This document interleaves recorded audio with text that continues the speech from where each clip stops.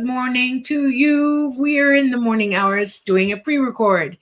We are coming to you live from the beautiful city of New Orleans in Louisiana at the United Public Radio Network at 107.7 FM and the UFO Paranormal Radio Network at 105.3 FM. We're on Facebook, we're on Roku, we're on Rumble, and we are on YouTube. We're having a wonderful day at the Light Gate. I want to thank our sponsor for our network, Carnation. We love you very much. Thank you so much. Just want to tell you all that this is something that I use all the time. I use every one of their products. I trust them. It's awesome. All right. So this being a pre-record, I'm just going to hand over to Preston and let's go. Thank you, Dolly. Thank you, everyone, for joining us tonight. I know I usually like to say hello to all you folks in chat, but yes, this is a pre-record, and I keep getting in trouble for spending too much time saying hello to you guys. So just know that we love you, and thank you very much for joining us for episode 126 of The Light Gate. We're moving along. I, of course, am your host, Preston Dennett, and my lovely co-host is Dolly Safran. We are super excited about our show today. When I saw this person's book, I just could not wait to have her on. Our guest tonight is Linda C. Powell, and she has written this amazing book called Against the Odds. Here, let me see if I can get that a little bit larger for you. This is a groundbreaking book. It really is. This is such a comprehensive and eye-opening, amazing book that I think everyone who's interested in this subject should read, because it outlines really the whole life story of one of the most towering figures in the UFO field. He's absolutely my hero, Donald Keyhoe. We wouldn't be where we are today if not for him. So this is going to be all kinds of fun. Let me just tell you a little bit about our guest. Again, her name is Linda C. Powell, and we are honored and delighted to welcome her. Linda is an English writer with a decades-long interest in mid-20th century America, and since 2015, she has been a news editor for The Anomalist. Her landmark book, Against the Odds, Major Donald E. Keyhoe and His Battle to End UFO Secrecy, is the first biography of one of the most important figures in UFO history. In this book, Donald Keyhoe, his public and private life before and during his time as the world's best-known UFO advocate, is revealed. Linda not only profiles Keyhoe's amazing and pioneering research, but reveals a behind-the-scenes look at UFO politics and how the U.S. government has attempted to perpetrate a UFO cover-up on the American people. This book has been very well received. Leslie Kean, another very well-known figure in this field, calls this book, quote, fascinating and inspiring. Jeffrey Mishlove, also quite well-known, calls it, quote, the most well-researched book in the UFO field that I've ever seen. That's high praise, and it's absolutely deserved. Linda lives near England's East Coast and holds a Bachelor of Science degree in psychology. You can find a link to find out more about this book in the show notes. But without further ado, let's just bring on our esteemed guest. Hi, welcome, Linda. Hi. Thank you for coming on with us. I just want to say something up front. I didn't read the book all the way through. I went through it in my fashion. And I want to tell you the things that jumped out at me about this book is how comprehensive you are to details, how immaculate your walk through this man's life is. It is incredible. The amount of research you must have done was incredible. I'm so impressed. I don't see many authors in the world, even today, who are capable of that kind of detail. And I just want to thank you for putting this book out, because it shows exactly what we've been trying to explain to people, that the government has literally interfered with every aspect of this subject and continues to do so today in a myriad of ways. And I feel really sorry for Donald Keyhoe. I almost cried about it at the end of the book, because what he went through, oh my heaven, it's just incredible. Yeah. Yes, he was certainly committed in every respect, from from a personal mission, if you like, to find out, even to the point of sacrificing his family life in some respects. So it was a burden on him, but he couldn't resist it, I'm afraid. Yeah, well, I know that feeling. Once I found out about this subject, I realized how crucially important it is that people know the truth. And yeah, I absolutely adore Donald Keyhoe. I've got all his books. They are absolute required reading, and I've always been very interested in this man. And yet, there's no one ever wrote anything about him. So no, that's surprising to me. That very much surprised me. So I thought it was about time. Yeah, absolutely riveting book you've put together. Very well written, and like Dolly says, so comprehensive. I absolutely enjoyed it. I read it from cover to cover, and even though I've been in this field for almost 40 years now, I learned a lot. About like Ed Ruppelt. I'm like, wow, did not know about that. Or Delmer Farney, I think I'm pronouncing that right. Yes. And Albert Chopp and all these major figures in this field. I'm like, wow. And of course, all the major incidents from, the Capitol flyover in '52 and Conning Committee and the story behind NICAP. I mean, there's so much to this book. But before we dive into it, as I warned you before the show, I always like to ask guests, what were they like as little kids? Did they believe in UFOs? Have they had an encounter? Really, what brought you to, what inspired you to write this book? As a child, I don't think I'd even heard of UFOs.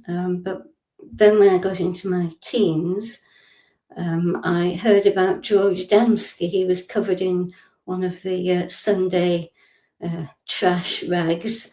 But I believed it when I was a teenager. I thought this was fascinating. And as a result, I thought in the following years that everyone who was interested in the subject was like Adamski. They all popped over to Venus in a flying saucer and had a nice spot of lunch with Venusians and that sort of thing. And I've always been curious about whether or not we have visitors from other worlds. But it wasn't until, I think it was probably 2011 or 12, and I was recovering from a very serious illness and consequently was watching a lot of TV and saw an interview with Bob Lazar, who I'd never heard of. And I was surprised to find that he was quite serious and not making outlandish claims. And so I was very curious, looked him up, and then that opened up the whole rabbit hole of the UFO world. And wherever I looked, I found Donald Keyhoe. So it became clear that this was a very important man. And I was curious how he'd gone from being a small town, if you like, Midwest chap, through being a Marine, flying with Lindbergh, a pulp writer, and then suddenly he's head of NICAP. So I was very curious about how this had happened, and thought, well, I'll read a biography of him, and then found that no one had done one. So all those things together, with my increasing curiosity about the UFO subject, that's what got me going, really. Wow. Well, I'm so glad you did, because you're really filling a niche here that has been left wide open. Yeah, because I've always wondered about Keyhoe. He's really the first author of any influence in this field. Yes. His books, which of course, if you see the bookcase behind me, I have all of them. I always recommend them, especially to people who are skeptical or beginners in this field, because he was really, the first to not only document this, but really the first to say, hey, you know what? I think there's a cover-up going on here. So what a fascinating story. I guess we'll just start at the beginning. Like you mentioned, he came from a pretty well-to-do family, I understand. They were not wealthy, but they were very comfortable, certainly, and they had some local influence in his hometown of Ottumwa in Iowa. So he had a very good upbringing, very secure, as far as I could determine it. Good parents, a good social crowd. So he got a good start in life, certainly, yes. And then he joined the Marines. Yes, in 1916 or 17. I should remember this, but I can't quite now. He went off to Annapolis and passed the exams to get in and did well when he was there. And I was able to reference some of that material from online sources which cover Annapolis history and the yearbooks relating to Don Keyhoe. So that gave me some insight into the kind of young man that he was. He was a bit pugnacious. He would get into fights and black eyes here and there. Even at school, he was the same. But he was otherwise quite civilized. It was just I think it was a young man's thing. And he went with it. Yeah, that was actually really interesting to hear about, because it sort of sets the stage as to, his personality and how he became, such a fighter for, Yeah, I think that's a good point. You make a good point there, because I think if he'd not been of a, how can I put it, some slightly confrontational character, I don't think he could have withstood a great deal of what was to come later on that was so challenging and at times devastating for him. So I think he had to have the grit and the resolve and the, I believe you said chutzpah in him, and he seemed to have that certainly. So we can see where that comes from. Yeah, well, I loved how you profiled his early life. There's a lot of humor in the book, and also some harrowing stuff. I mean, he had a pretty serious airplane accident at one point. Yes, that must have been terrifying for him. Of course, this is in the very early days of flight, and he was there at the time.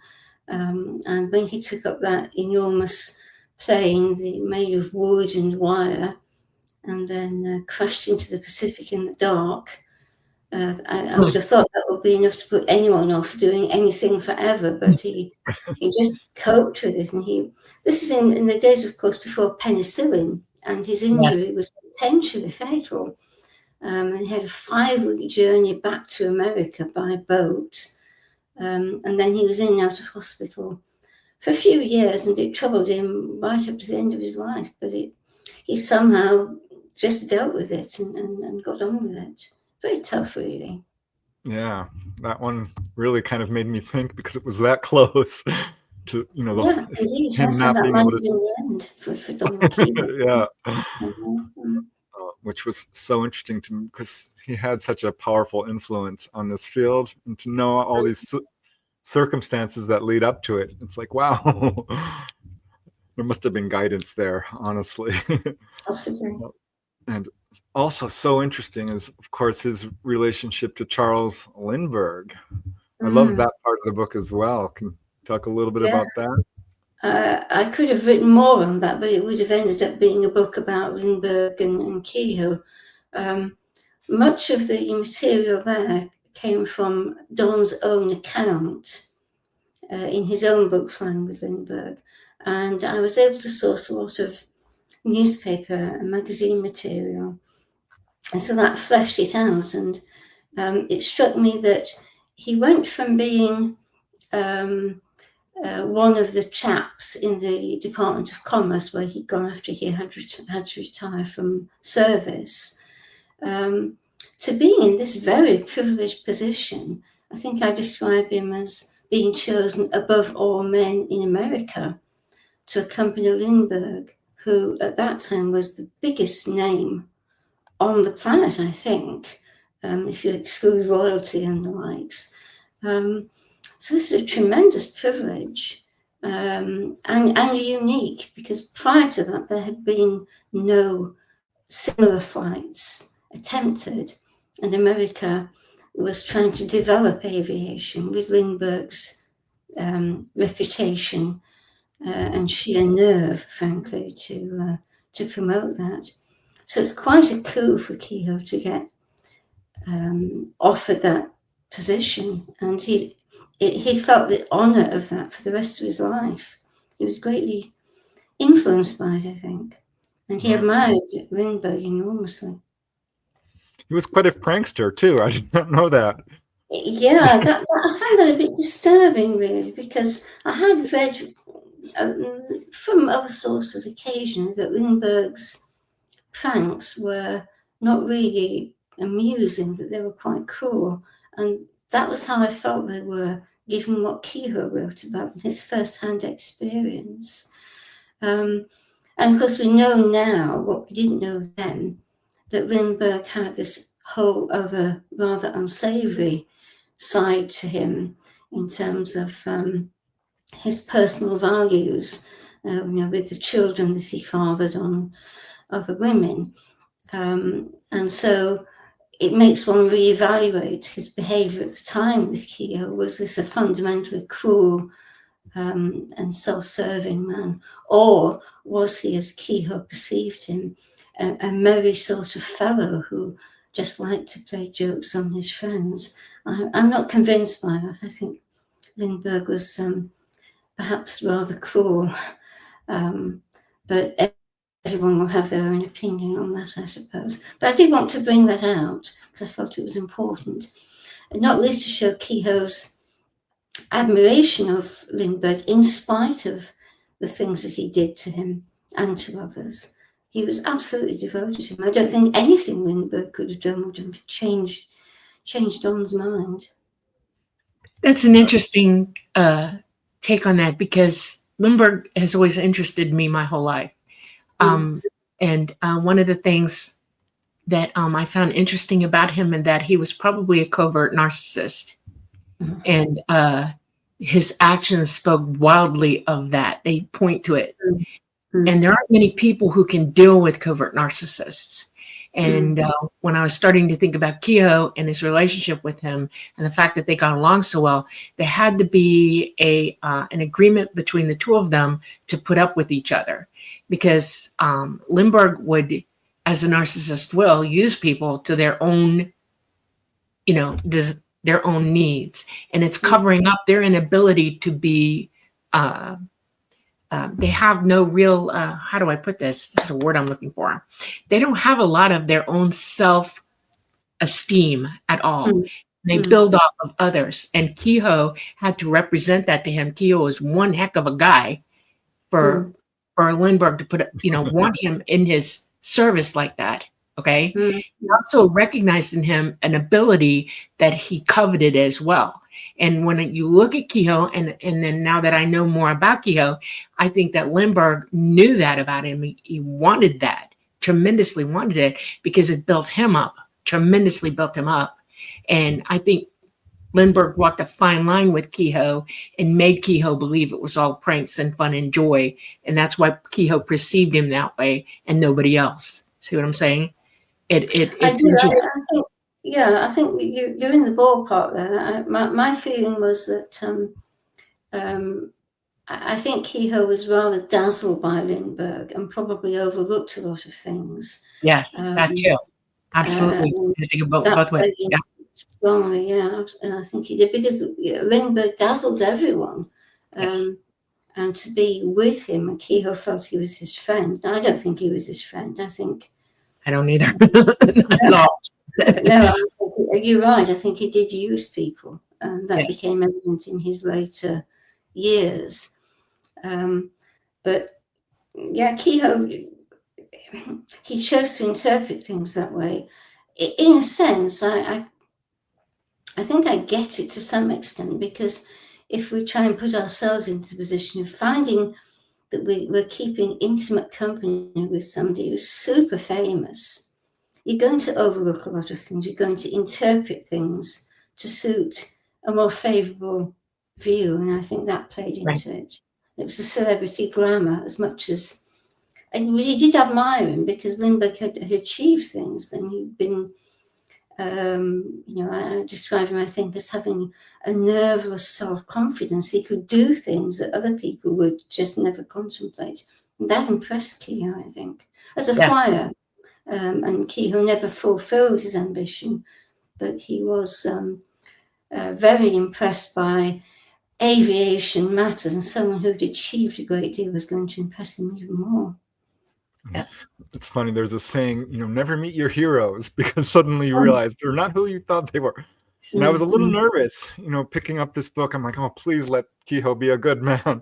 And I was delighted to see that he was very self-effacing, humble, and hardworking. And I would say so. Yeah. I mean, there were things that, small things that came through in the research that suggested he was intolerant at times. Gordon Law, who was assistant director for some time, and I had personal contact with Gordon during the research. He was tremendously fond of Keyhoe, but he said that he would sack somebody in a moment, and yet other people he would tolerate beyond what you would expect him to do. So I don't think he ever quite pinned him down. But yes, I think on the whole, he was very hardworking, perhaps overly committed person where UFOs are concerned. And if he believed something was right, he would absolutely go at it like a dog with a bone. In the book, you will have read some of the personal letters in which he expresses regret for having put his family through very difficult times. But he still didn't give it up. He just kept going with it. So maybe there's a little bit of dysfunction there within himself, that he wasn't able to draw the line and say family first. It was UFOs first, except in extremes when his wife was ill, for example. Well, it must have been very frustrating for him, because like the title of the book so aptly puts it, he is fighting such a monumental thing here. So it must be incredibly frustrating. Very strongly. I was surprised when I started the research just how many difficulties he had. I knew that the Air Force was always against him, and that he was ridiculed and so forth. That was pretty much what I knew. But when I dug into the correspondence and some of the other documents, I was really surprised just how much he had to contend with. And yet he did it. He just dug his heels in and would not be deflected, no matter how much he was taken to task over it. The press had a good go at him. The Air Force made his life miserable when they could. So he faced, he was really against the odds. That was what kept coming up to me as I was writing. He's working against the odds all the time. And in the end, he didn't win, unfortunately. But it's still, right up to virtually the last months or a couple of years of his life, he was still going at it. So I have a feeling he won a little bit because we're talking about him right now and what he went through. I want to give him credit for that. Absolutely, yeah. Well, one of the titles I considered for the book, which among many, was The Forgotten Father of Ufology, because it came across to me that's what he was. He's not as well known now as he might have been, say, 20 years ago. But he really did kick-start it. And he started from a position somewhat behind, because the subject had already acquired a bit of ridicule before he got involved. And that just mounted and mounted with a damn scheme. Right. I have a feeling that his intuition was mighty, because he in essence was flying under their radar. Okay. That's why he was able to put out what he was, even though they were complaining. It was hard for them to keep up with what he was doing, I think, because he was presenting stuff, and I think it's a simple, I think it's happening today as well with his books and what he left behind for us all to discover, that he's still sliding under the radar somewhat. You can't suppress somebody who doesn't want to be suppressed. You can't suppress truth at all. And I think that was his main goal. You know, you wrote that eloquently throughout the whole book, that truth was his beacon. You know, literally, that's what he followed, and it obsessed him to tell the truth. And I'm real impressed with that, just saying. You know, it's amazing. So here's where something that's really interesting. You know, so the UFOs start appearing in large numbers. We have Kenneth Arnold sighting and Roswell and the whole wave of 1947. And he doesn't believe in UFOs at all and doesn't want to write about them. I laughed out loud when I read that part about how he got involved, because he was not going to look into this subject. That's right, yes. He was already very wary about the ridicule involved. And then, of course, once he felt there was a real story behind this, I wasn't able to find out what the research was that he did for True magazine, which was the start of his career in the UFO world. But he obviously found things that absolutely convinced him. And that did it for him. He realized, or he believed, that's what the truth is. We've all got to find out about this. And he just went for it 100%. Yeah, but what made me kind of laugh out loud was he was asked to write this article for True magazine, which of course changed everything. And he didn't want to do it. And his editor is like, well, you know what? You don't do it, you're out. Yeah, that's it. Yeah, because I was surprised to learn that myself. That came to me from, it originated from Lee Munzik, who was head of the New Jersey UFO group, I think I've got that correct, and worked with Keyhoe. And he was interviewed by someone who passed that interview to me. I was very surprised by that. But it kind of fits that Keyhoe wouldn't have been impressed at stories of UFOs because he was a very pragmatic man. But his research changed all that for him and for everybody else, of course. Right. Another thing that really surprised me is, while he was aware pretty early on that this subject wasn't being treated fairly, he did have people within government who were trying to help him. Like his relationship with Ruppelt and Delmer, Rear Admiral Delmer Farney. Oh, Delmer Farney. Yeah, I used to get confused between Delmer Farney and Dewitt Forney. Okay. And I would find myself writing about one and then realizing it was the other. Yes, he had high-placed friends. His friend from Annapolis was Delmer Farney, and of course Admiral Hillenkotter, whose involvement has it kick-started all kinds of rumors about the CIA involvement. So yes, he had high-level people, and Ruppelt's input was very important to him as well. Annapolis is very significant in my mind. I have reasons for knowing this, not believing it, knowing it. My grandfather, my mother's father, went to Annapolis. He was a genius of note, and he worked for the military, and he worked for the, he was a military engineer, and he was very highly placed in the government doing jobs at the same time that Keyhoe was. So it's possible Keyhoe knew him, okay? But what I do understand about those who went to Annapolis, they were a very tight-knit group. And those that were working in government, it was like a club, and they kept in touch with one another constantly. And they knew more than you could possibly imagine. And they passed information back and forth. I have a feeling that humanity is a funny thing. There are people in government who blindly believe or obey their superiors no matter what. And then there are those who question what the heck's going on. And because the government compartmentalizes everything, the service of knowing all that is knowable that's going on is disturbed. It's pops off. And I think those who went to Annapolis, and I say Annapolis for that reason, were keeping each other informed all the way through it.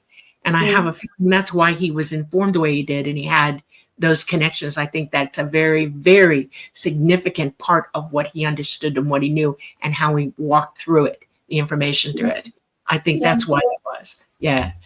That's very interesting, because that's one of the gaps I couldn't fill in, because I knew from what he'd written that he had some contact with these former classmates, and then quite suddenly when he becomes involved with NICAP, they appear, and I thought, well, there must have been some network, if you like, going on, but I could never find out any more about that. So that, if I could, I would love to have put that in there. But that's very interesting. The only reason I know about this is my grandfather and I had a really close relationship, and he told me a lot. And he said they were the voice of truth, all these guys. And they kept it going and kept it alive. And throughout the families of these people, we all have information because of it. See what I'm saying? And we've all been very quiet. We've been very, at low level with it, because it meant, and you proved this eloquently, by people who suddenly die, under weird circumstances.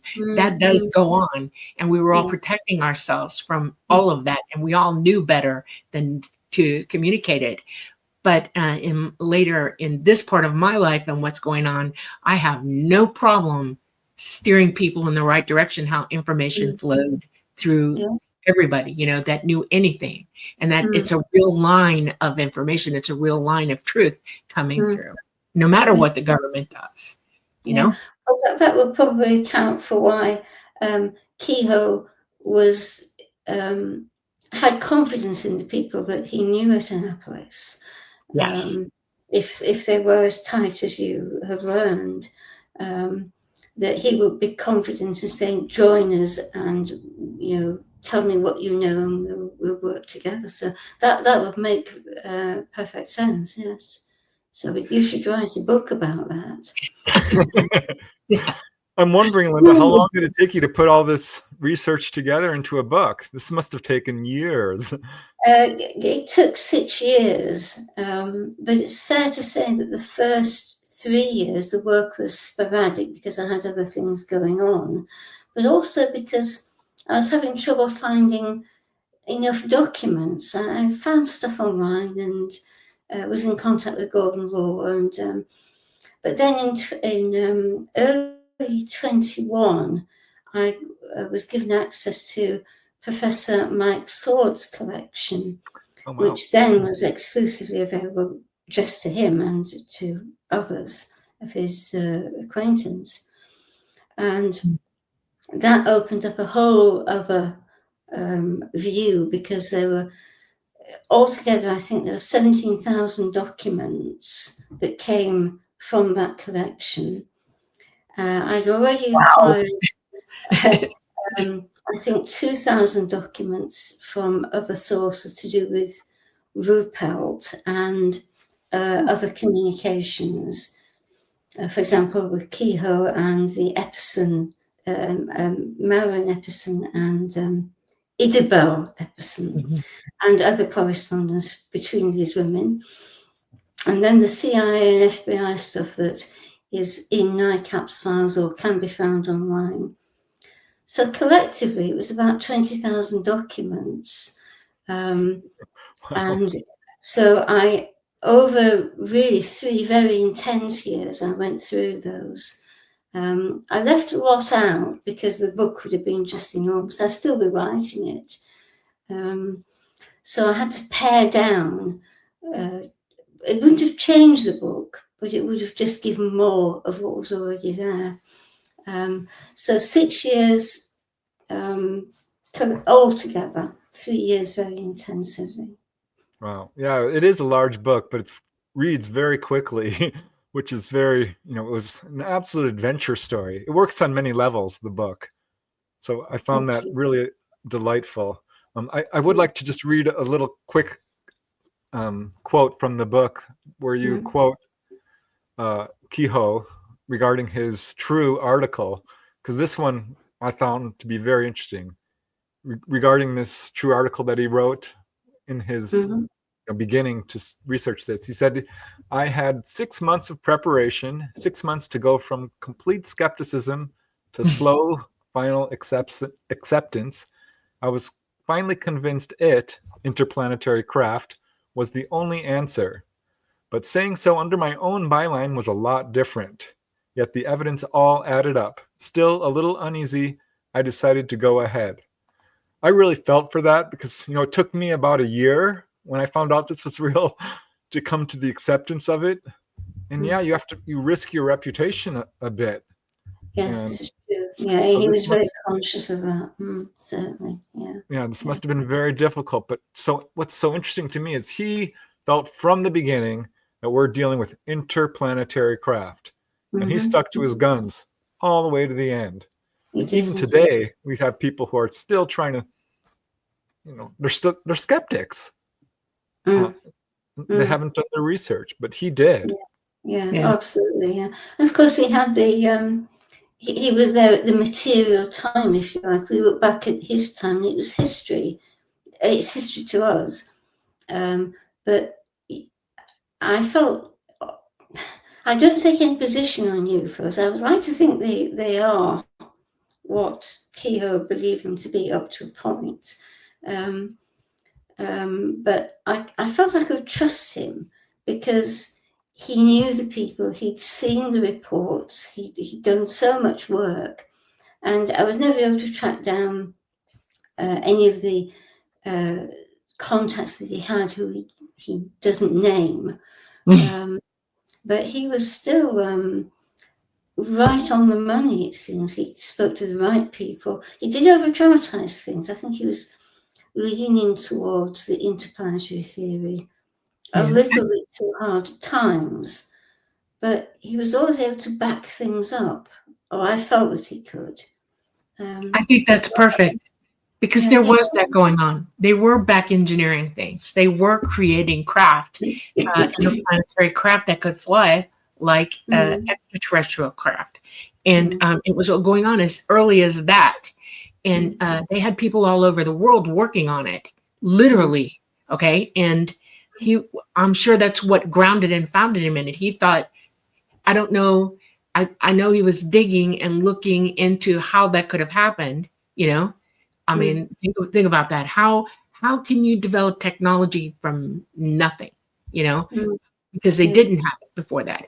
And that had to perplex him. And I can imagine, I sat and thought very critically about what was going through this man's mind and what he was perceiving and understanding and being told. And from my perspective now, knowing what I know that they were developing this. I know he was seeing it. I know he was being given and shown things that he couldn't even talk about because it would have meant horror for his family, In a way, he was protecting his family more than okay? But at the same time, there was this other aspect that it was back engineered. And I think at that time, they were all terrified to even say it. They were told at that time, if they did, you will die. And I think that's what caused certain things happening on the other end of this, okay? And the idea that there are extraterrestrial craft didn't really firmly come out until much, much, much later. And it's because they had a foot on the neck of all their information. They couldn't, it meant their bloody lives, to talk about it. And I think he's eloquent in his dissertation about this because he did leave little teeny clues throughout the book. If you watch carefully what he says and how he says it, and his confirmation of it, he was still saying, I believe wholeheartedly in this. That's what he thought all the way to the end. But he still had that other side of it going, well, you all need to think about this. You all need to go keep looking. Well, you touched upon that with, you're writing about T. Townsend Brown, and who is such an interesting and enigmatic fellow. I don't know if we'll ever hear the whole story about him, but that was interesting. Yeah, the Townsend Brown thing was that was another thing that I found interesting to begin with. How did it go from Townsend Brown to Keyhoe? And who was Townsend Brown? Well, we don't really know, do we? But certainly I highlighted the strange relationships that Townsend Brown had with New Age, Adamski type mindsets. I found that very intriguing.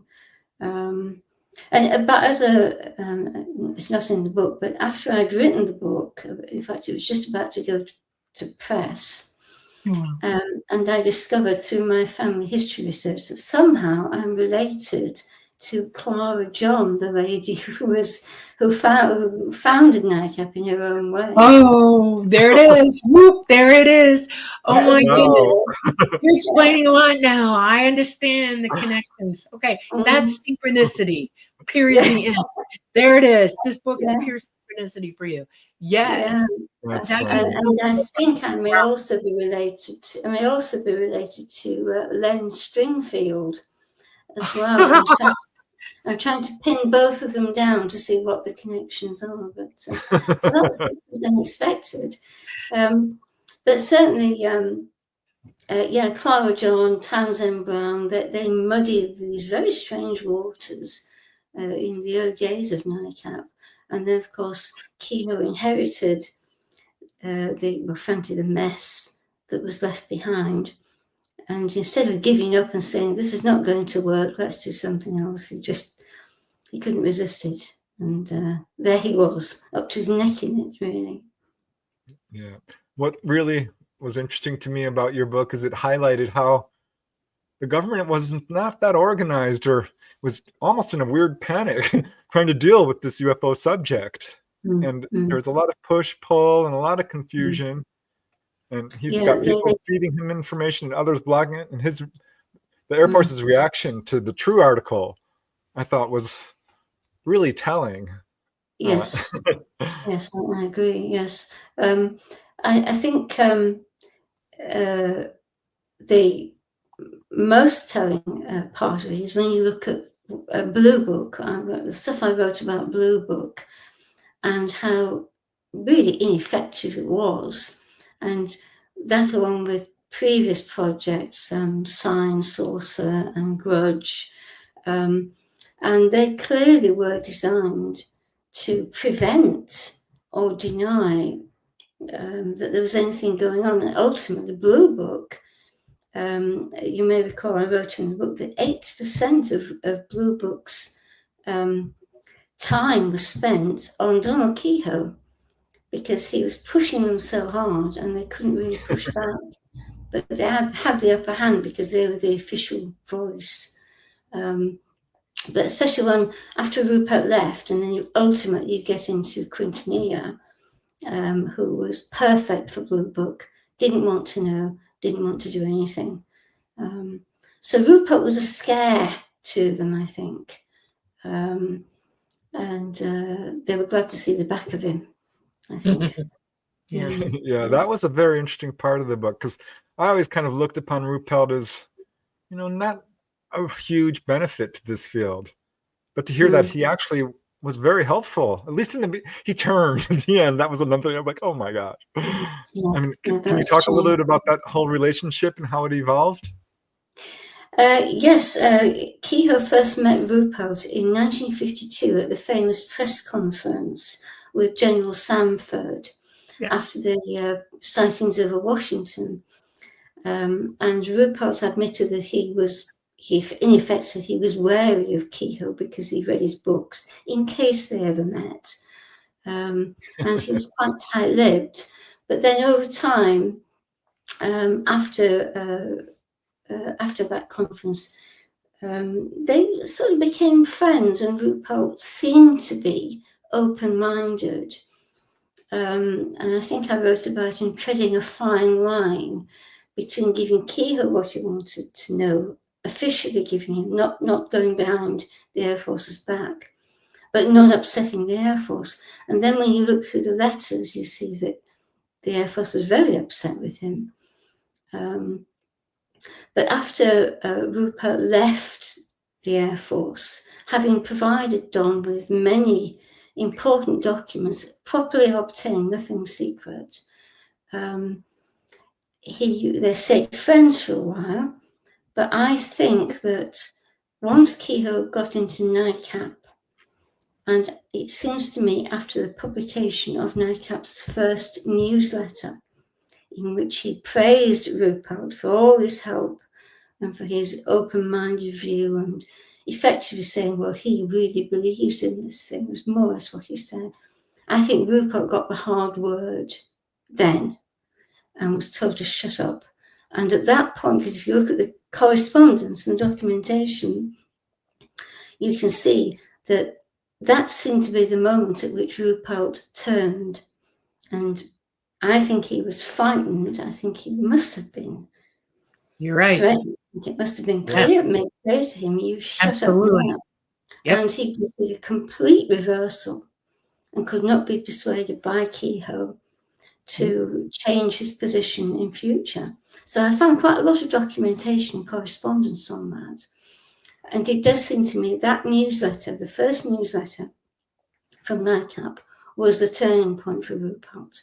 And after that, he backed off. I think he was, sounds dramatic, but I wouldn't be surprised if he was a frightened man after that. Yeah, absolutely. I also guarantee you that Keyhoe had the biggest heads up of his entire career in that moment, because when he realized they were doing to him what they were doing, I mean, this wasn't an emotional thing or a friendship thing. This was, oh my God, I know what they're doing. You know, that's a poof moment, you know, in your head where, because it directly threatens Keyhoe as well.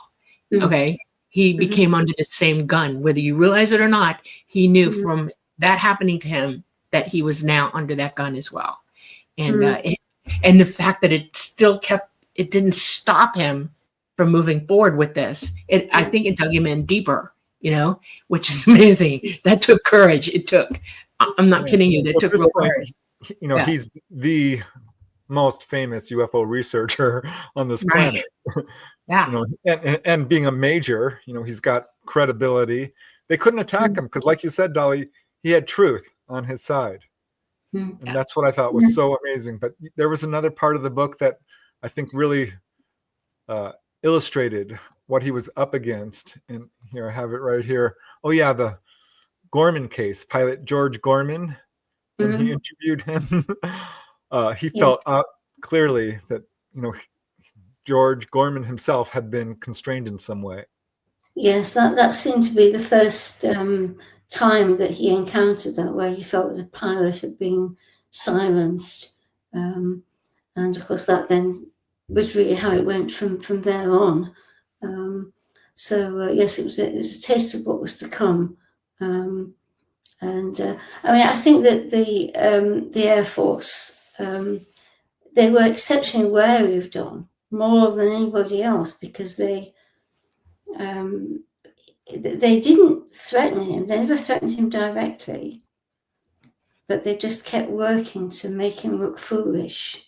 And sometimes they achieved it, but really sometimes I think plausible deniability, weaponization, and outright gaslighting were used by the government in a way at those moments in time that exceeds everything else. And their ability to get away with it was incredible, you know. They were exerting unbelievable absolute control over everything, and they were weaponizing knowledge at that point. Is my opinion about this. They were weaponizing against people knowing the truth, and Keyhoe was fighting that literally. You know. Well, I wasn't clear. I never found anything clear in what I read to say that the Air Force knew any of the big secrets. I know Carl Lorenzen believed that the CIA was in it. He might, as I would put it, was using the Air Force just as a cover, and they never really found anything out. And I think that's why they perceived Keyhoe as being such a damn nuisance, because he kept saying they do know. But when you look at his private correspondence and some of his other non-private stuff, he does come round to the idea that the CIA was probably behind it. Now, of course, there is this mindset in our own time that the CIA is responsible for everything, that they have fingers in every pie, and that if anybody has worked for the CIA, they probably know what was going on, even if you were just, you know, the tea lady or the doorman.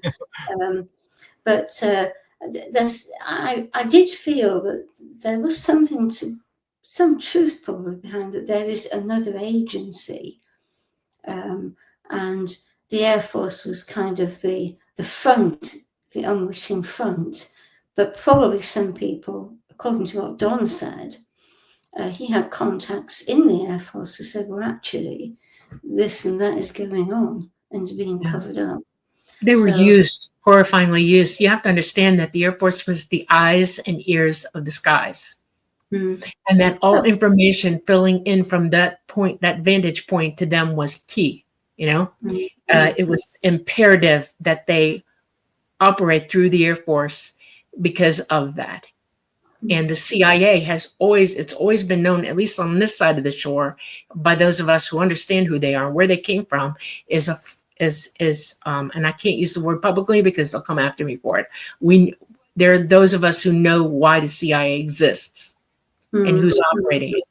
And the Air Force is absolutely used. They are the eyes and ears of the skies.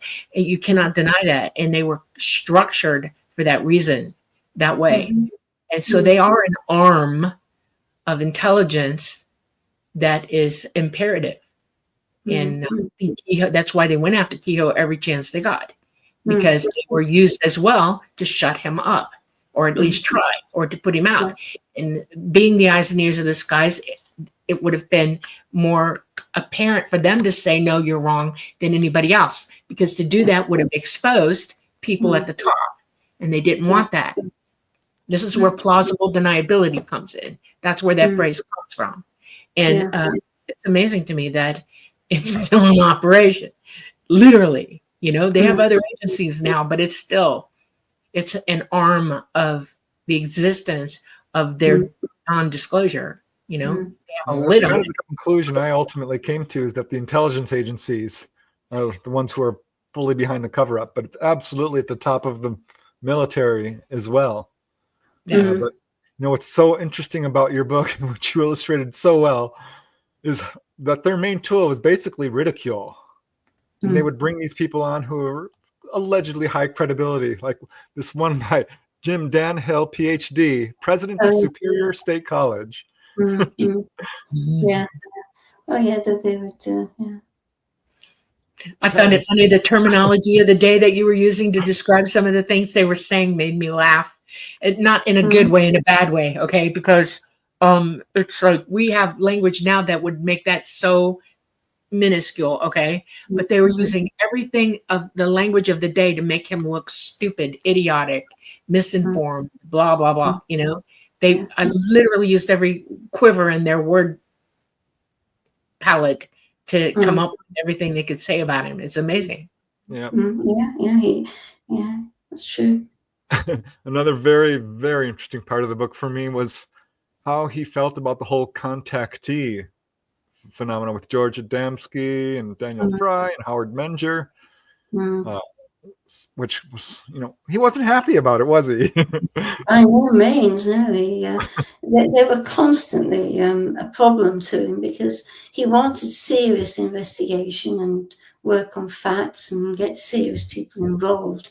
But then he had to fend off, you know, the Adamskiites, as I call them, and the others who had an enormous following.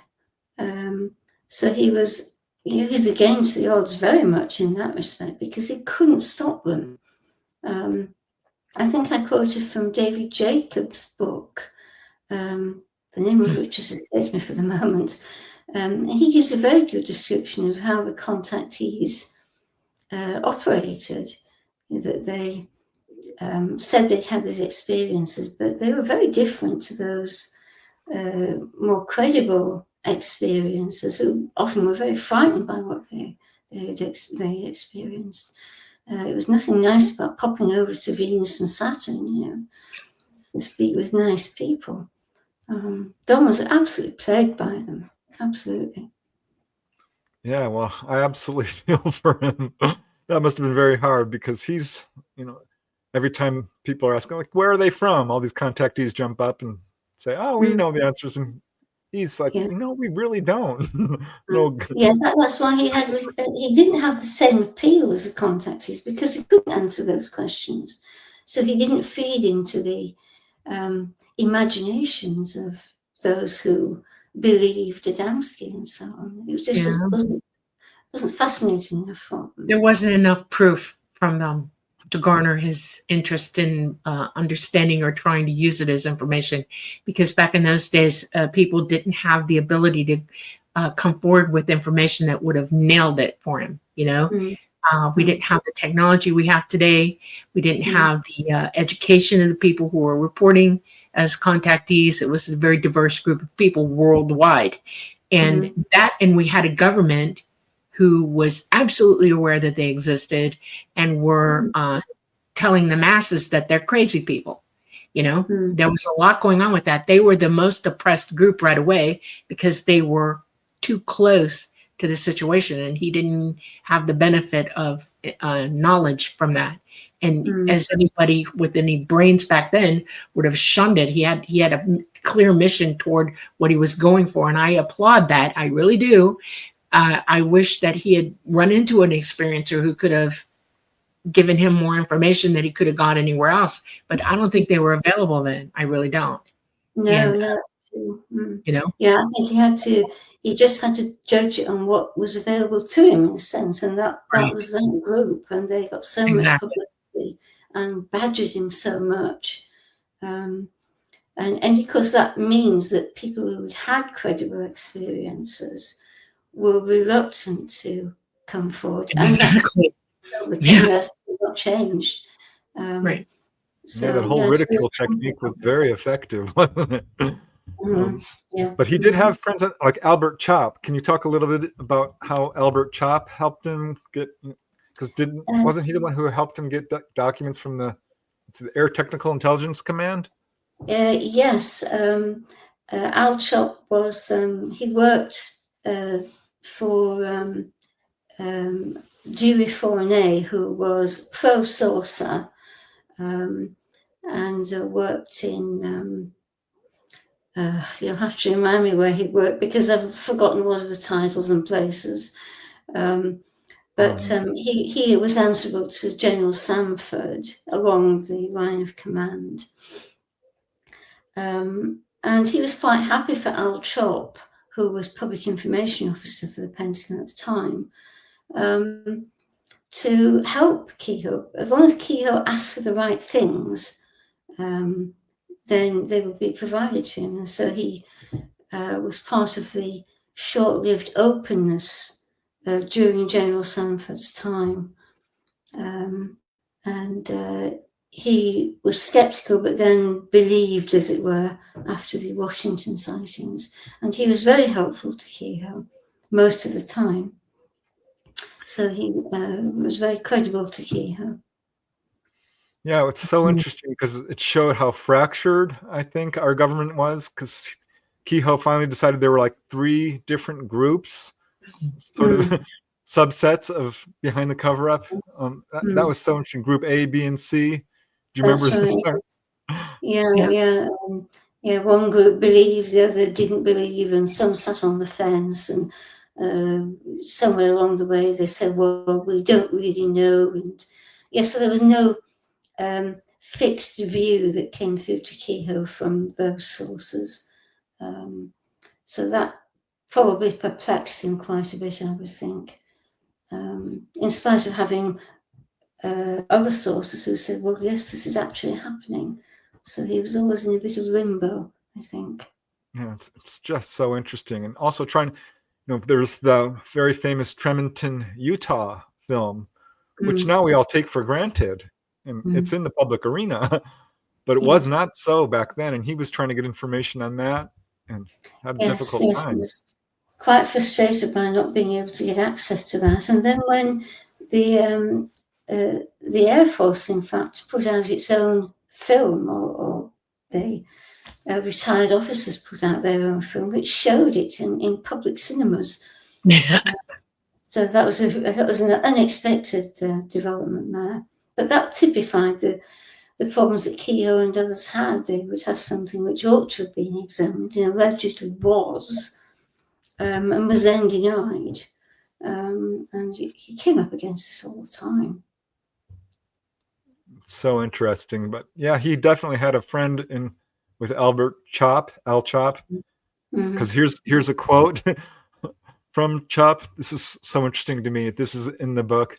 We in the Air Force recognize Major Keyhoe as a responsible, accurate reporter. His long association and cooperation with the Air Force in our study of unidentified flying objects qualifies him as a leading civilian authority on this investigation. So that was a step forward for sure. Oh yeah, Keyhoe was delighted to. That was a letter that Al Chop sent to, I think it was Keyhoe's publisher, who'd asked for confirmation that Keyhoe was quoting from properly acquired sources. So that was a tremendous boost for him to get that glowing commendation. But of course, Chop then left the service, and that was really the end of his usefulness to Keyhoe. But he has his place in the scheme of things. Yeah, he had another friend with Frank Edwards as well. Is that right? Yeah, Frank Edwards. He was a broadcaster, quite well known, somewhat influential, occasionally controversial. But he helped champion Keyhoe's cause and would put it out there for him. And it was I should be able to remember this, having written the book, but it was Frank Edwards, I think I'm correct, who launched Keyhoe in a way, because he inadvertently obtained a copy of the True magazine article and publicised it. And that really then put Keyhoe right in the spotlight from there on. Wow. Yeah, it's amazing. I mean, fighting this cover-up is no joke.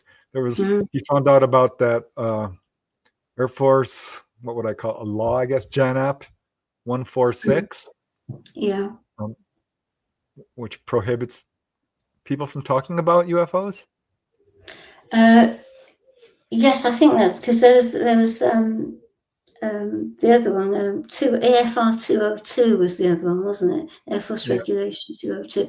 And between them, they restricted what pilots could report. And I think in the case of AFR 202, if I've got this correct, you were looking at a 10-year prison sentence, and you couldn't, it applied to Canadian pilots as well as American pilots. You couldn't disclose anything without risk of imprisonment.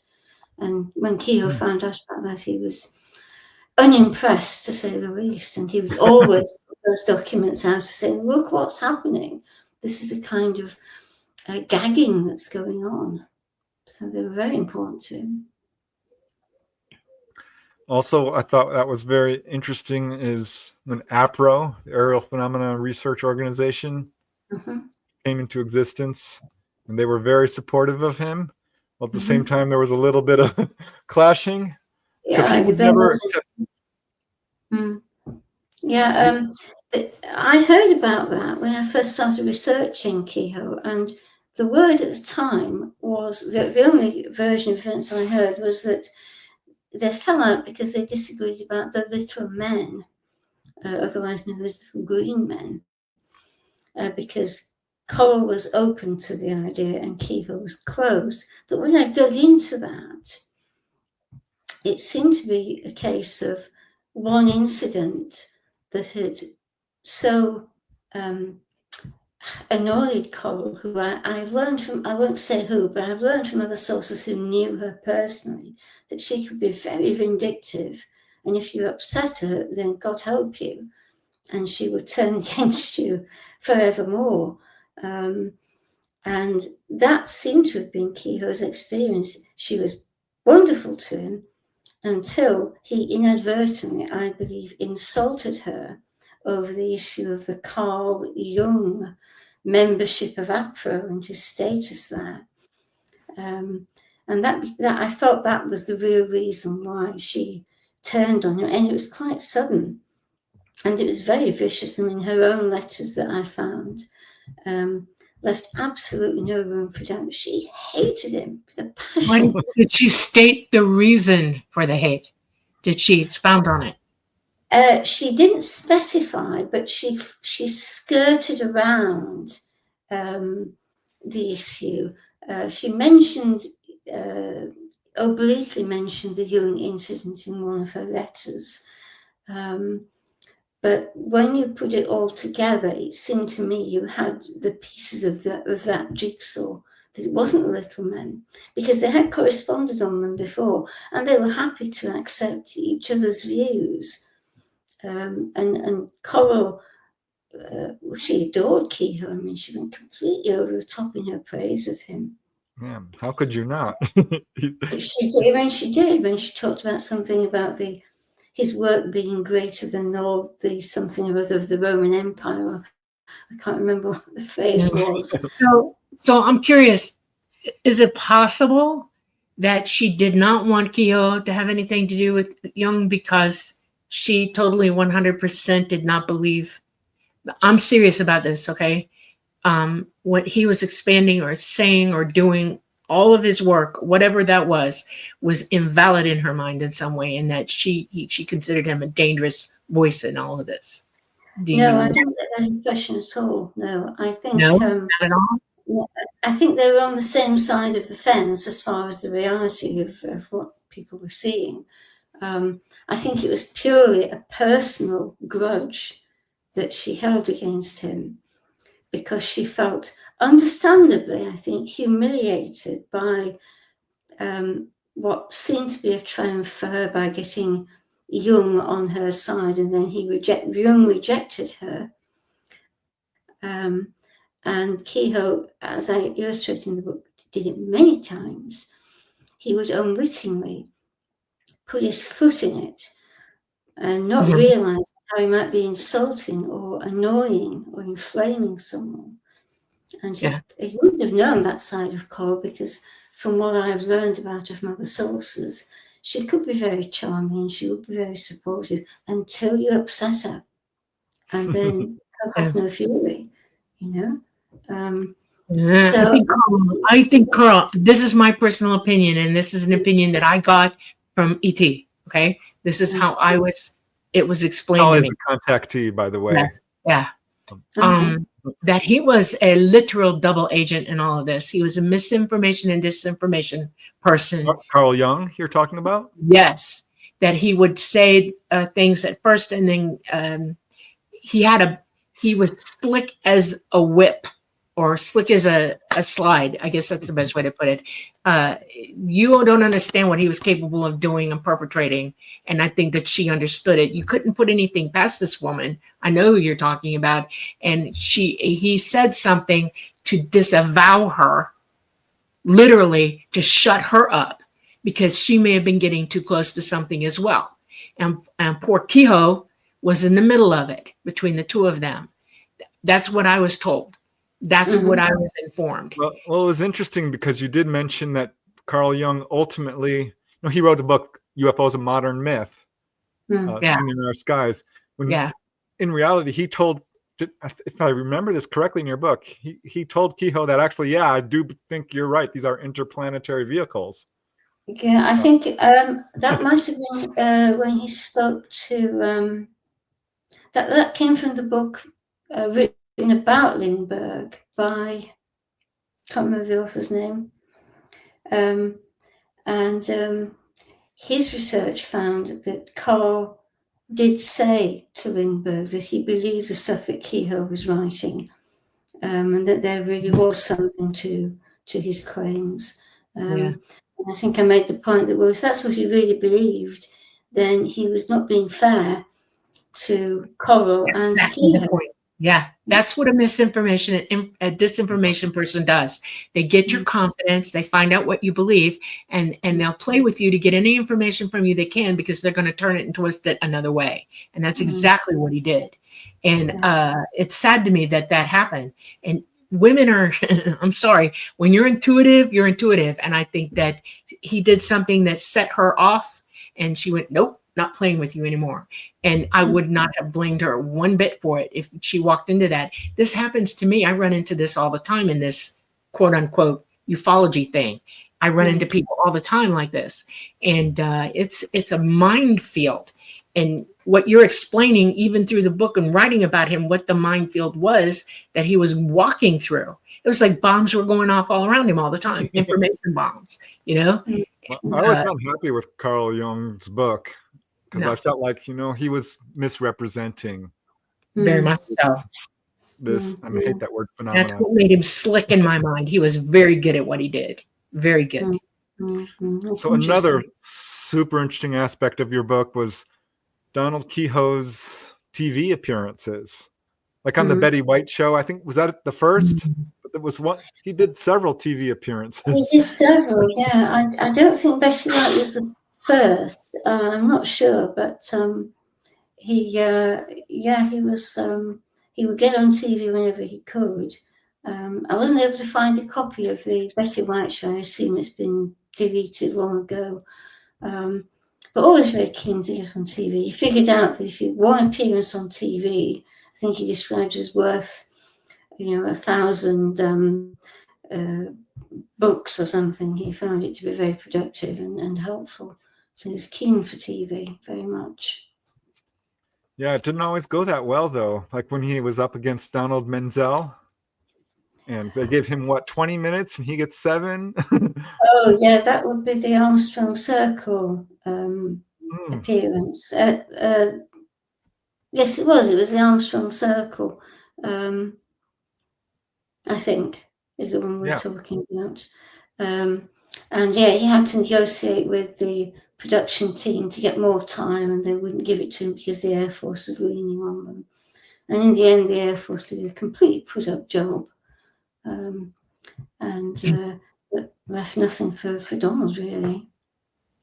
It's infuriating because I think Donald Menzel knew absolutely that this was a true thing. I mean, we know this because the research by Stanton Friedman on Donald Menzel shows that he absolutely was, on the wrong side here, while knowing that this was a real phenomenon, giving ridiculous astronomical explanations for all this.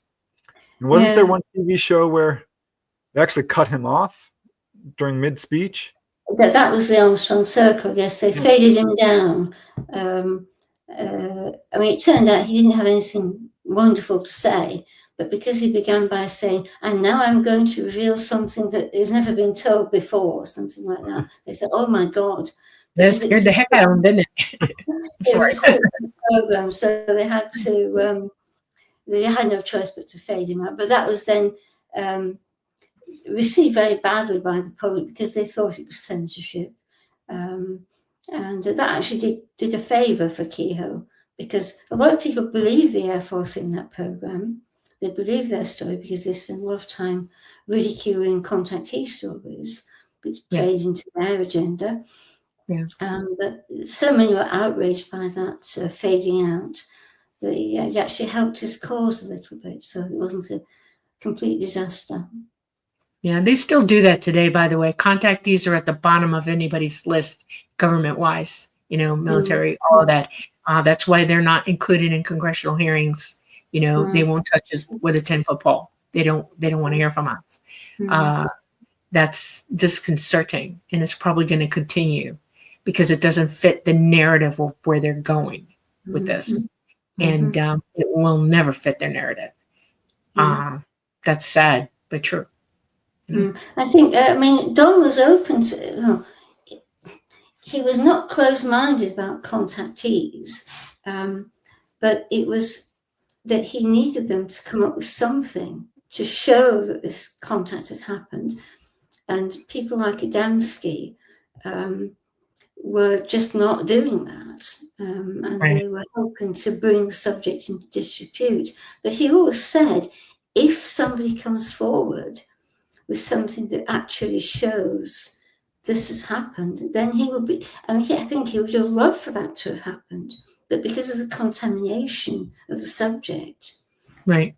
I have a burning question in my mind. I'm not trying to interrupt you, but I have a burning question. In 1952, the government perpetrated Valiant Thor. Somebody did in that group. And I guarantee you he was around then and he had to have heard that. Oh, yeah. You mentioned that in the book. Yeah. Okay. Okay.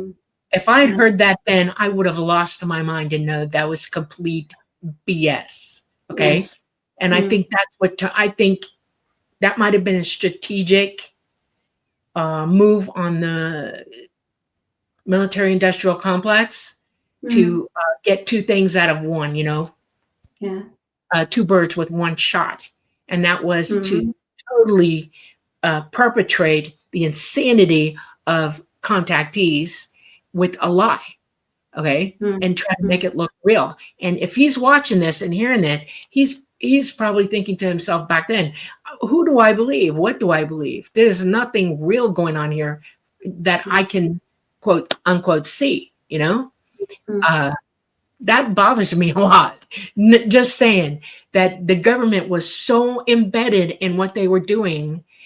I can't illustrate to you understanding what you've written in this book about what he went through, that they were, what's the word I'm looking for? They were literally had their sights on him the whole way through it. And I am sure they put people on him like you wouldn't believe, and were constantly coming up with changing his narrative or trying to change his narrative every chance they got. He probably, it's amazing that he made it through all of this with cohesive and understanding of what he was talking about, Yeah. One thing I touched on in the book, I didn't go too deep into it, was the issue of Leon Davidson, who his view was that the government was in effect throwing out smoke screens. And the contactees were being used. Now, I didn't expand. I would love to have expanded on that, but there was so much else that had to go in the book. And you may have read Mirage Men by. Oh yeah. I know what you're talking about. Pilkington, Mark Pilkington, and he goes into quite a lot of detail about Davidson and other perhaps not so well-known figures, and there seems to be. I would not rule out Davidson's theory in the context of Keyhoe's time at that moment. I think it was just another possibility among so many. And because Keyhoe was already convinced there was something going on, I don't think he wanted to get involved in Davidson's theory and Davidson's approach. But it's certainly worth thinking about. And when you look at Keyhoe's story, I wondered as I was working through it, well, maybe Davidson's onto something here. Not perhaps in every case, but it did seem to have some rationality, I think. I agree, 100%. Well, I definitely have sympathy for Keyhoe dealing with all these contactees, but at the same time, something is inside these objects. And the whole UFO field was very reluctant to talk about humanoids at all until the Betty and Barney Hill case and some of these other, the Socorro case, and these cases started surfacing. And even then, Keyhoe was still reluctant to talk about humanoids. But you think ultimately he did feel like that this was a possibility? My interpretation was that he realized somebody had to be inside these things if they were not remotely controlled. But his position on the contactees, who, for example, Adamski would meet with these people in the desert and they're wearing weird clothes and strange hairdos and so on. All this bizarre stuff that he would claim. And so immediately you start, for Keyhoe, immediately the discussion would turn to who was in these vehicles, would then kind of fall into the domain of Adamski and the others. And he just felt he had to leave that alone because it would lead him down that slippery slope. Well, if you believe there's somebody in them, why don't you believe Adamski? And it may well have led to that. So he was in caught between two places. He was trying to keep the contactees at Yeah. distance. Yeah. Yeah, that's why I have great sympathy for him. And Yeah. trying to put aside the obvious connection that there has to be somebody controlling or in these machines. So he was in a difficult position. Definitely. You know, there's some really wonderful little nuggets of information in your book that I wasn't even aware of. There was one where, what's this gentleman's name? Omara. I don't know his first name, but talked about how the government had over 1,000 leading scientists working on UFO projects. Yeah, that was an interesting thing from him, I thought. Yeah, yeah. With, Colonel O'Mara. Let's see, Air Force was receiving 700 sighting reports, and there were all these satellites, artificial satellites, and that's when people started to clam up because. He would get these little bits coming out. So, of really... course, Colonel O'Mara was one of the thorns in his side, and he loved to have a go at him when he could. You know, he could be very, I don't like to say vindictive, but if you rattled his cage hard enough, you know, he'd really go at you, and O'Mara had done that. So he was not in his good books, really. Yeah, and apparently General Samford got a little angry with him. Yes, gave him a bawling out. That's right. Yes, and Keyhoe showed another side to his nature there, because he was delighted that O'Mara had suffered. His reputation had been damaged, and his promotion chances might be ruined. So that was a little bit mean of him there, but I think his frustration was probably feeding that reaction. Yeah, another thing that absolutely shocked and dismayed me was his book, The Flying Saucers Are Real, based, of course, on his true article, sold like 6 million copies or something? Or no, 500,000? Oh, yeah. Yeah, how much did he make? Almost nothing? Yes. Yeah, that's right. Yeah, that was very interesting and surprising, because there's always this idea, there always was this story that Keyhoe was very wealthy and he was making a lot of money. Now, he was wealthy before he got into saucers, but once he started writing about them, he just wasn't savvy enough to negotiate good deals with publishers, was the bottom line of it. He was so very keen to get the book out. I don't think he didn't have enough knowledge to negotiate properly. He didn't have a manager. He needed one really bad, I think. Yeah, have an agent. Yeah, so he lost out. Preston is of the opinion that no writer makes a lot of money, except for those who know how to operate the system, as you say. You're darn lucky if you do. Yeah, most writers don't make any. I mean, I also think that it is a control. I thought about this when he started bringing it up to me yesterday. It crossed my mind that this is a way that the media controls information. Okay, if something is controversial or it's too hot, they will suppress it anyway. They can't, even though we have freedom of speech, more or less, even from back then, they would suppress it by pushing an author or a writer away from the subject by making it hard for them to make any money at it, to push them into going somewhere else, and writing about what they want you to write about. It's insidious is what I think. And it's played out all over the world. I really do. Because how can that happen? We have people who make money doing all kinds of things, and you think intellectual property is worth a lot of money, especially when it involves telling truths. Okay. And for somebody to be controlling that is unbelievably incredible to me. And it's like when I say it's insidious. His books were so successful too. And I guess the True magazine article was their most widely read article ever. It's like you would think that would be enough. Yeah. Of course, it received a lot of flack because when you look through the FBI and CIA documents that refer to Keyhoe's work, they write about him being, basically writing nonsense and over-interpreting and dramatizing and so on. Non-disclosure, right there. Their general rule is, period. No comment. This does not exist. You're all wrong. Period. That's how they and they know full well the opposite is true, but they have to document it that way, and they have to do it because if somebody ever got a hold of the information they have on the top, you're looking at disinformation, misinformation, and misconduct on their part. And it's a very deep well that they've dug to protect what they know.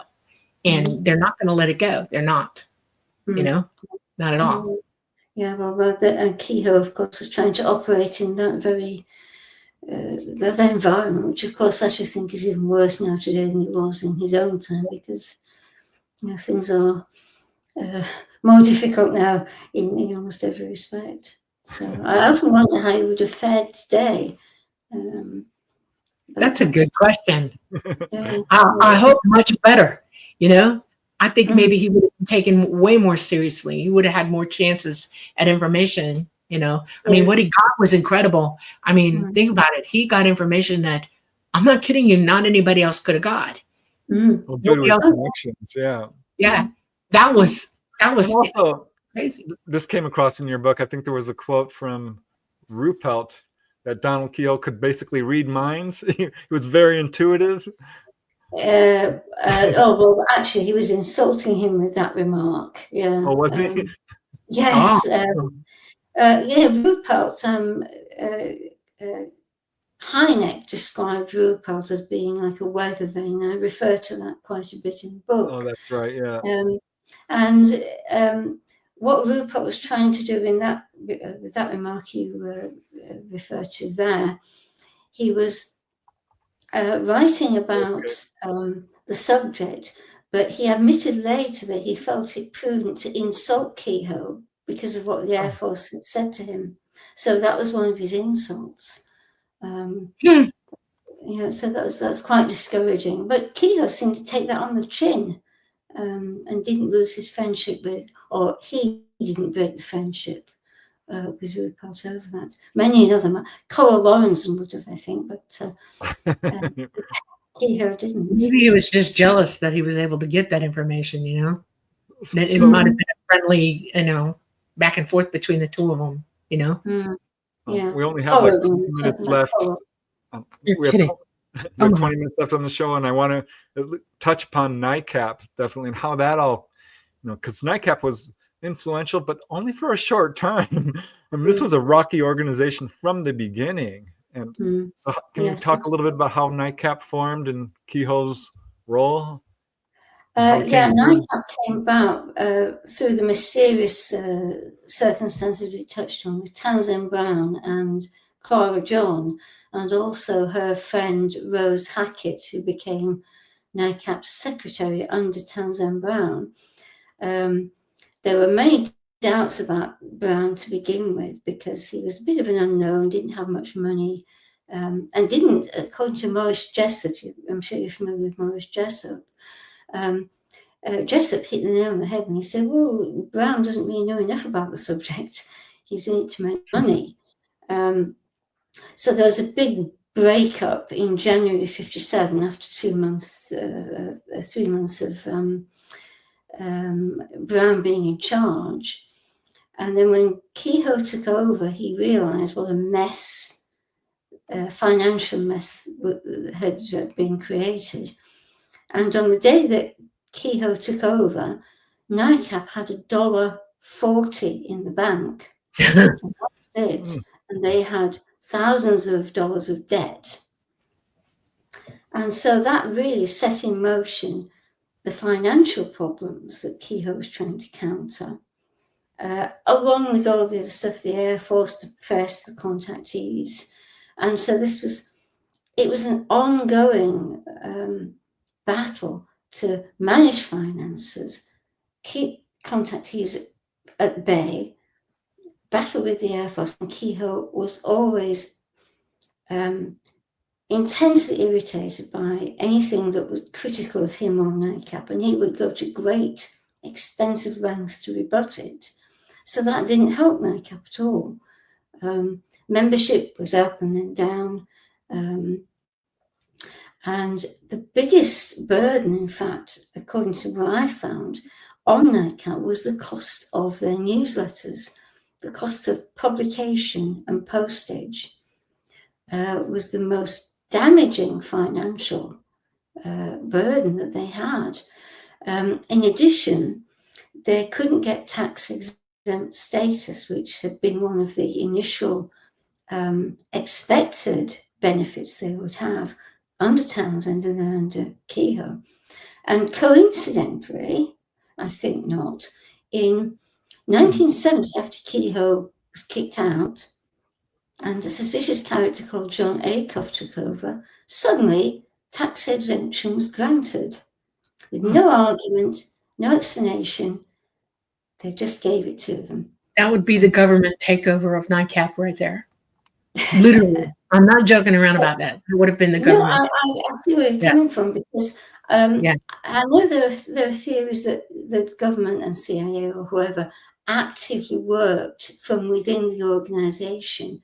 Yes. But I think that their work was really just to keep undermining it and reducing its credibility, because they knew, I think, that Keyhoe would not sit back and say, this has happened and I've been threatened in this way. I think he would have made a hell of a row about it. So they managed him. They undermined him. They made sure, I think, that he was deprived of tax exemption, which was a very, very big burden. So they kind of whittled away at it and made sure it had no hope. And well, 1970 was a big year because there were things about to start happening that they absolutely had to have control over at that point, and that Keyhoe was not going to be allowed anymore to do anything to overwrite their business of what they were up to. And I'm not joking around, because in the UFO world, if you pay attention to what goes on, and the sightings that started happening after that became significant, because now we're dealing with nuclear problems, we're dealing with war, we're dealing with certain types of war, we're dealing with nuclear power plants going up, and ET becoming very, very active. And they absolutely lost their minds, and they had to take control away from everybody at that point. 1970 is a big year. Okay. That's why I think that happened.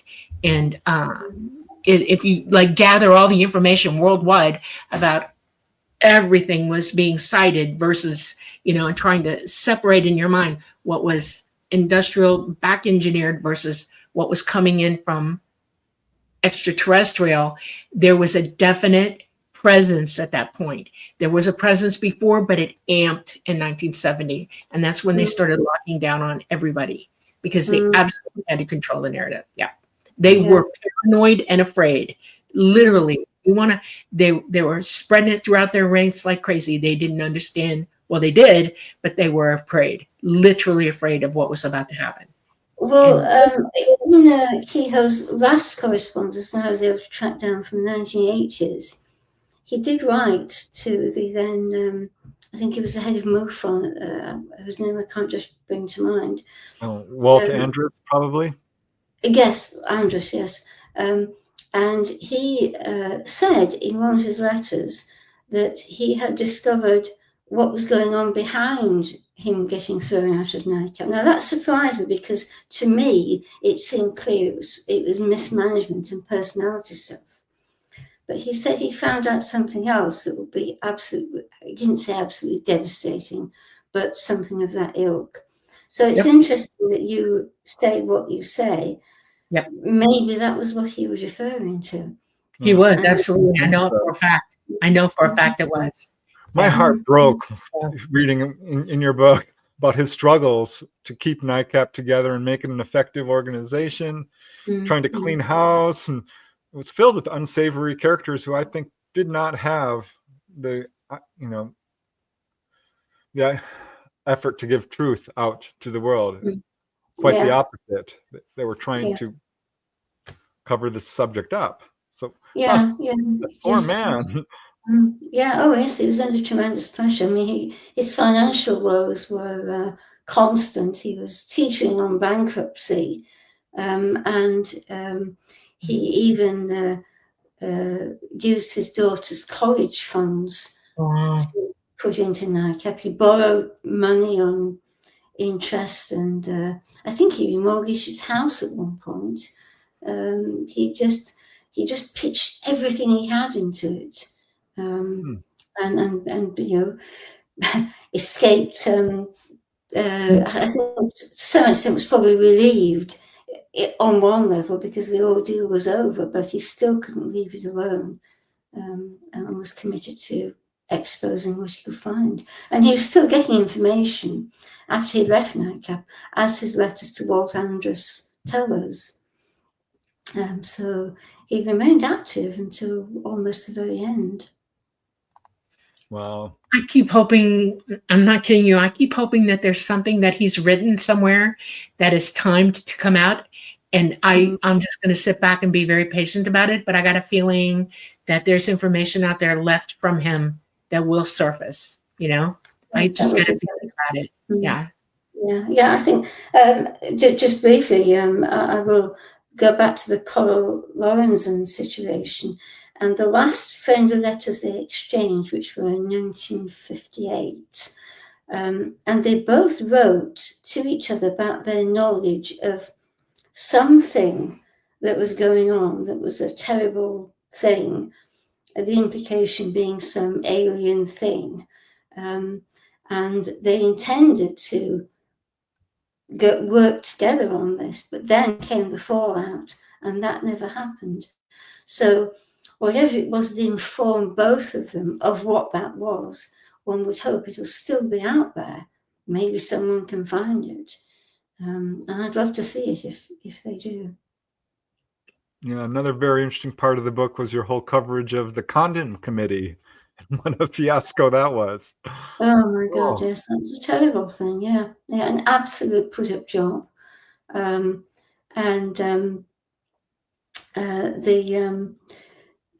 man in charge of that was 100% uncommitted to it. And then as later things emerged, as I discovered and wrote in the book, the whole thing was absolutely a show.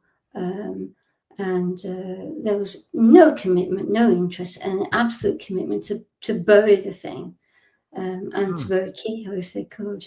So yeah, that was very, very intense, very convoluted, and just a disgrace, really. It was a disgrace. Well, it's really interesting to me because Keyhoe was always pushing towards getting a congressional hearing as well. And, the Condon Committee kind of ended up with Blue Book being dissolved. And then, of course, there was the Hillsdale College sightings with Hynek, eventually reversing his opinions on UFOs and coming to the side of an advocate. And, yes, that's right, yeah. Right, and ultimately did lead to congressional hearings. So in a way, he was vindicated. He got what he wanted. It was just... he was vindicated in that respect, but of course the congressional, well, it wasn't really, they called it a symposium, I think, not a congressional hearing, but that also was a put-up job, as I was able to find.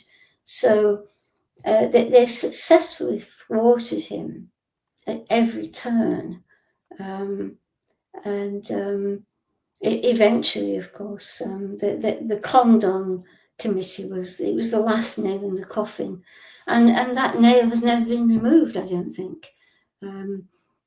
It's still a case of if an official body makes a ruling. I compare it to the Warren Commission, for example, in the murder of John Kennedy. It smacked of that to me, where you decide what the outcome is going to be, you produce a nice report with a big name group attached to it, and people will believe that more than they will believe the less savoury explanation, because they're not comfortable with it, is my view. And I think that the Condon report was the Warren report in a different format. He planted seeds. I'm positive that they're growing. He put information out there, whether whatever the powers that be have tried to thwart him, he still planted seeds that are growing, and they're coming to their fruition now. And I'm glad of that. I'm glad that we're able to sit here and talk about this, and I'm very glad that you wrote the book. I'm glad that it's still being discussed, It needs to be discussed. It needs to be followed more and looked into more closely, everything that he did. Because we have so much going on now that he sort of laid out a plan of understanding the entire scene all at once. He saw the forest for the trees, and he showed how he did it. And no matter how hard it was for him, no matter what he went through, he literally martyred himself for this. I do believe that when you start selling everything you own and you put everything you've got into something, that's reality in action. Okay. And he needed that to be stated. You don't throw in a sense, you don't, throwing your life away for the truth is more grounding than anything else that you could possibly know. And you have to take stock in that. You have to take stock in what this person went through. It's literally martyrdom for the truth. And I'm glad he did it. I'm glad that his words are still available to us. I'm glad that you wrote about it the way that you did. And we just need to bring this out more. We need to follow the path, because it's literally a map of what's going on now as well. Because everything that was happening to him is still occurring now. And we all have to be able to see that and open our eyes and understand that it is occurring, and try to make it stop, end it. Because we're disclosure. We are disclosure, not them. And what we know now is more important than what they're trying to propagate on us. And he's very clearly was trying to show that, Yeah, and when I was writing the book, I did attempt to do a comparison between what he was experiencing and the kind of things that are going on now. But frankly, it was overwhelming. And things at that time, it was when the A-tip stuff and all that was about. Right. And it was just too much. And I thought, no, I'm going to have to just set today's stuff aside and make the point purely through Keyhoe's work itself. But I hope I've made the point.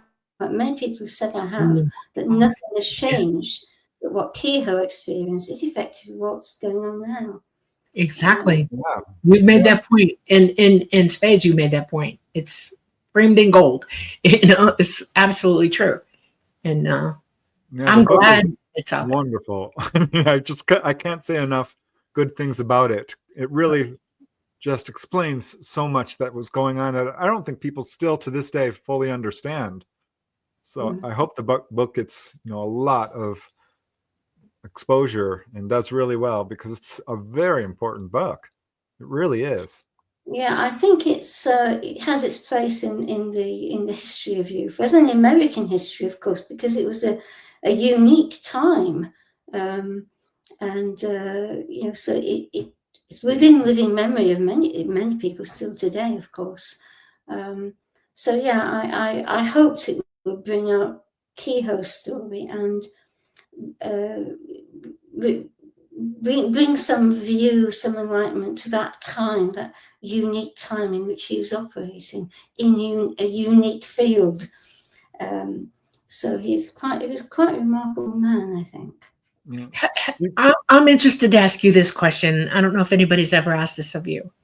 Have you thought about putting a book together of all of the evidence that he accumulated, everything that you've got?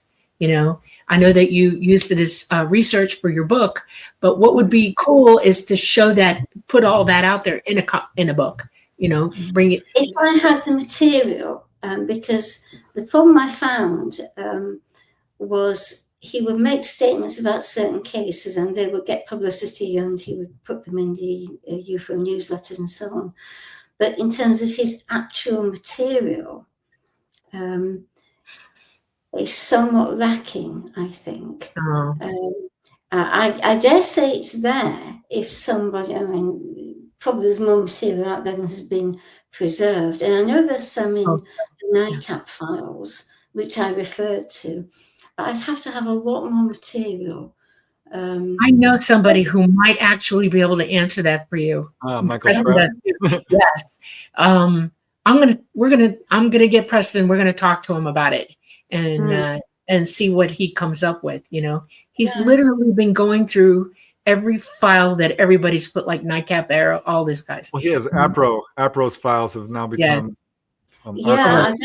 just too late for me. I will quickly mention that that 5 days before my book was due to be published, the material I used from the Mike Swords collection, which then was private, suddenly went public. Now that meant that all my EndNote references, all my internet notes, links, all had to be changed, and it was an absolute nightmare. And then I learned soon after that the APRO stuff was going on, and I thought, oh, if only I'd have had that as well. So, I mean, if you have something else that I could, have a look at, I'd be most interested in seeing that. We're going to make the call. Literally, going to make it. So didn't CUFOS, the Center for UFO Studies, inherit NICAP's files? Yes, they did. There was I didn't put it in the book, but there was some concern that they were going to be thrown away. And allegedly somebody was found in the process of throwing them away, but then they were stopped. So I couldn't verify that for sure. So I didn't. Every reference I've used, I've always tried to get at least 2 confirmations for everything I've used in the book, and I couldn't find a second confirmation for that. Oh my God! CUFOS got them, and so Richard Hall, who was the very important assistant director of NICAP for a while, he was satisfied. I thought, well, if it satisfies Richard Hall, then it will probably satisfy anyone, because he was such a meticulous person and such a vital asset. Mm. Yeah, he was a good guy. I think one of the few good people. His work is a pleasure to read because it's so beautifully written and very clear. No waste of words. All there for the readers to enjoy. Quite good. So do you think Keyhoe's ouster from NICAP was kind of the final straw? He's like, you know what? I've done what I could. Because at some point, he was getting elderly. Well, exactly. I mean, he stayed with NICAP for a while after, in the background, and kept a watching brief. And the letters he wrote to Walt Andrews talk more about that. But he continued private. Now, interestingly, I know we're about to run out of time, but one of the things I mentioned in the book is that he had private records. He kept them in a strong room in his house in the basement. And some of these files were withheld from NICAP during his time as director, and he continued to accumulate after he left NICAP. Now, this is what I'm talking about. Yeah, you brought it up. Where are they? Yeah, after he died, agents thought to be from the Secret Service went to his house and broke open the strong room and took the files away.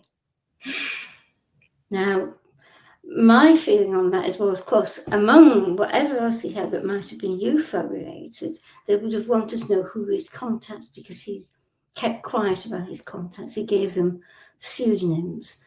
So that I thought was very interesting.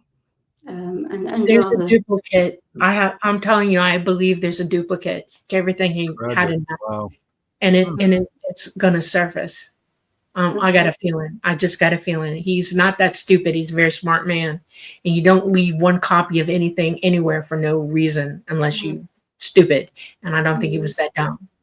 Yeah. So well, I hope you're right. It would be fascinating. I have occasionally wondered, would anybody be able to get those files, assuming that they were not destroyed, through some official means? But that's sort of more of an American access thing, I think, than I could experience over here as a UK citizen. Right. But certainly something for someone to chew on, perhaps, see if they could track them down. What was taken from his strong room? It was forced open, and the marks from the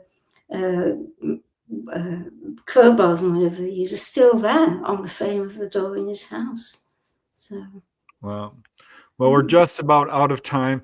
What a wonderful, wonderful book you put together. It really just proves there was a cover-up.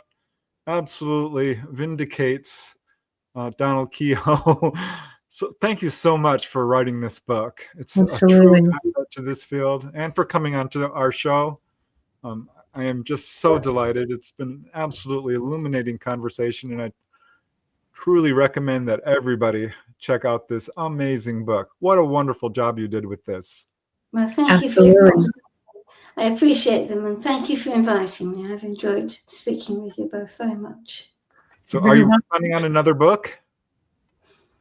It's nothing to do with UFOs. It's more a little hobby kind of thing. But well, depending on what may emerge in the future, perhaps I might do another UFO book. That'd be very good. Your research ability is incredible. I think that would be apropos, you know, especially if dive into it. Yeah. Keep going. If I had reference material, then I would be very interested. Certainly. Yeah. Very cool. We'll see. Well, thank you again. An absolute honor and a delight. Absolutely. Thank you, Preston. Thank you, Dolly. And I'm glad we got together. Honor. Thank you. Take care. Yep. All right. I'm ready. Stay with us for a few minutes after I hang up the feed. Give me a second. Thank you, everybody, for coming to us this Monday night for you in August. I think we're still going to be in August when it comes out. And we're coming to you live from the beautiful city of New Orleans in Louisiana at the United Public Radio Network at 107.7 FM and the UFO Paranormal Radio Network at 105.3 FM. We're on Facebook, we're on Roku, we're on Rumble, and we're on YouTube. We love you all. Namaste, everybody. Please have a wonderful week. And please put this book in your library. This I would consider required reading for humanity. I am not joking. Good night, everyone, and God bless. And farewell and everything else.